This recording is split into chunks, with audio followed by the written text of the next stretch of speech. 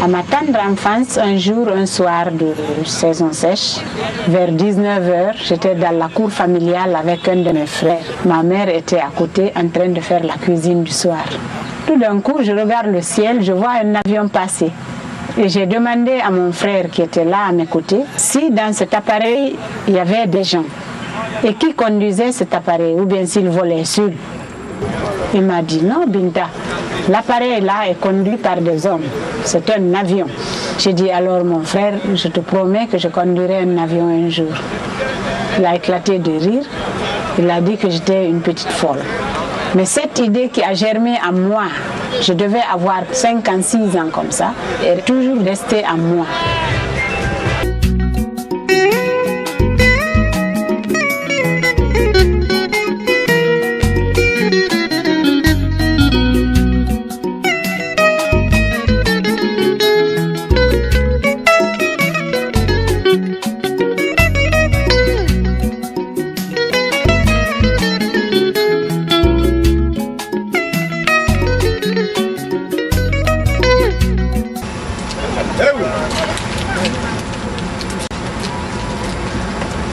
Bonjour mon commandant. Bonjour mon commandant. Bonjour mon commandant.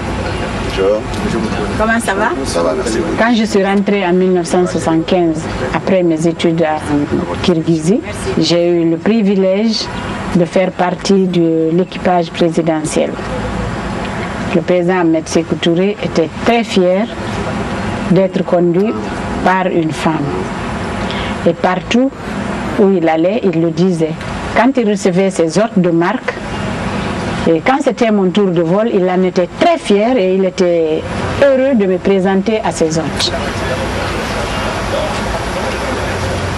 C'est ainsi que j'ai eu à piloter beaucoup de chefs d'État africains, beaucoup de responsables internationaux. J'ai eu même à piloter le premier imam de la Mecque qui ne saluait pas de femmes. Et à l'aéroport de Conakry, quand le président a présenté son équipage, moi je me suis mise au garde à vous, j'attendais qu'il me tende la main. Mais il m'a ignorée. Et là, le président s'est moqué. Il dit, ah, tu veux garder ta main. On est monté, on est arrivé, on a fait tout le périple.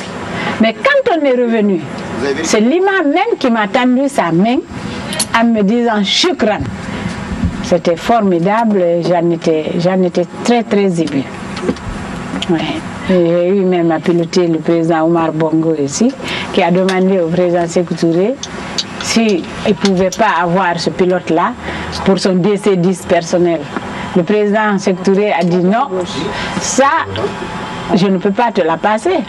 Elle fait la promotion de l'émancipation de la femme guinéenne, africaine et guinéenne en particulier. C'est ainsi aussi que j'ai été élue à l'Assemblée nationale. J'étais le plus jeune député à l'époque à l'Assemblée nationale, où j'ai siégé jusqu'à son décès. Actuellement, je suis chevalier de l'Ordre national du mérite.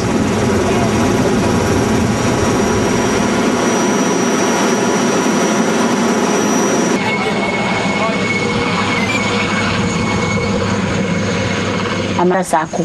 Nous sommes allés donc ensemble chez le ministre. Il m'a demandé si vraiment je voulais faire l'aviation. J'ai dit oui, c'est mon rêve. J'ai fait la demande.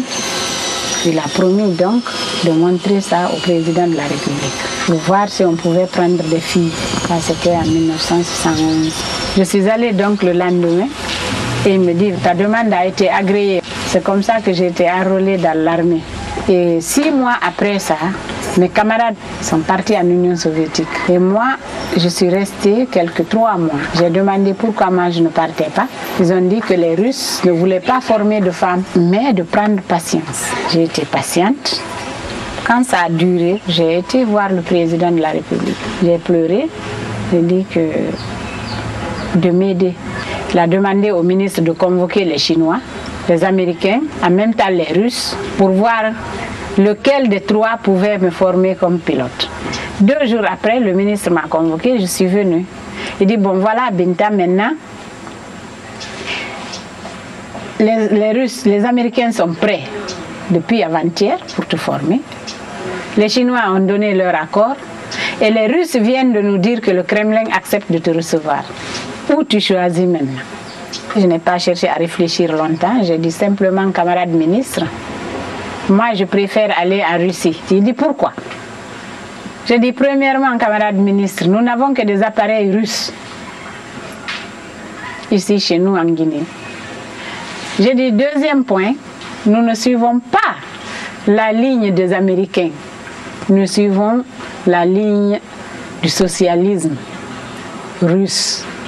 Donc politiquement et techniquement, je ne peux aller que là-bas. Il dit, tu as bien réfléchi. Donc d'accord, tu vas. Et la semaine suivante, je m'apprêtais pour m'embarquer.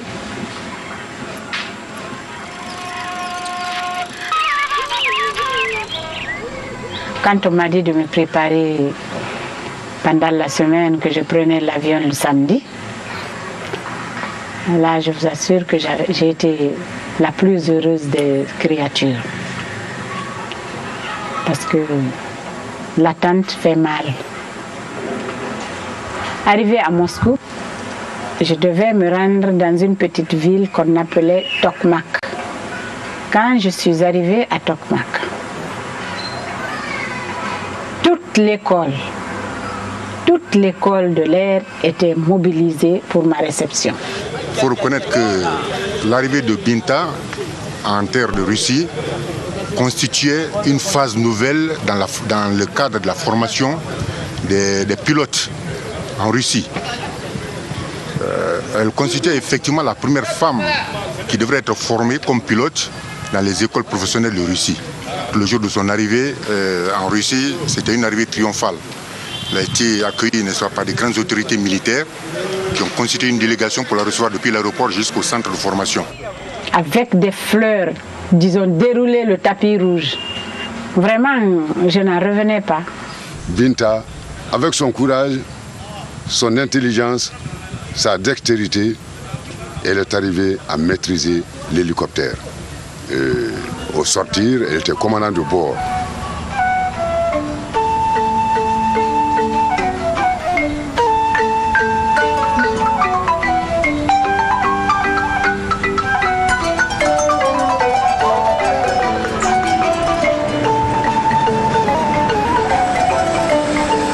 J'ai oublié de vous dire que tout étudiant pour qu'il soit pilote doit faire un saut en parachute à une altitude, je crois, de 800 mètres ou de 1000 mètres.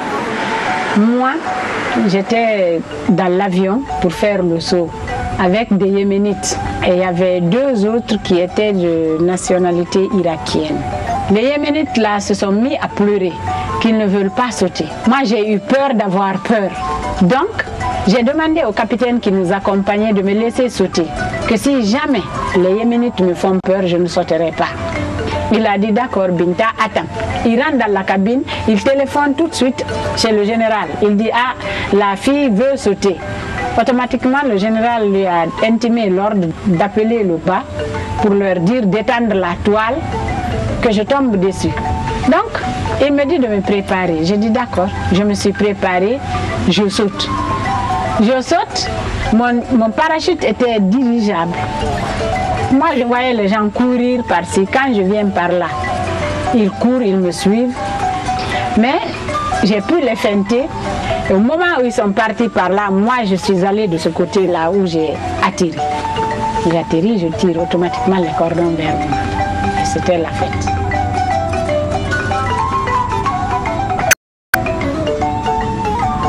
C'était la fête, c'était fini, les sauts étaient terminés, tout le monde était content, on entend la sirène, c'est le général qui arrive, il sabre le champagne sur place, tout le monde est content, les gens ont bu, manger des gâteaux et on s'est séparés.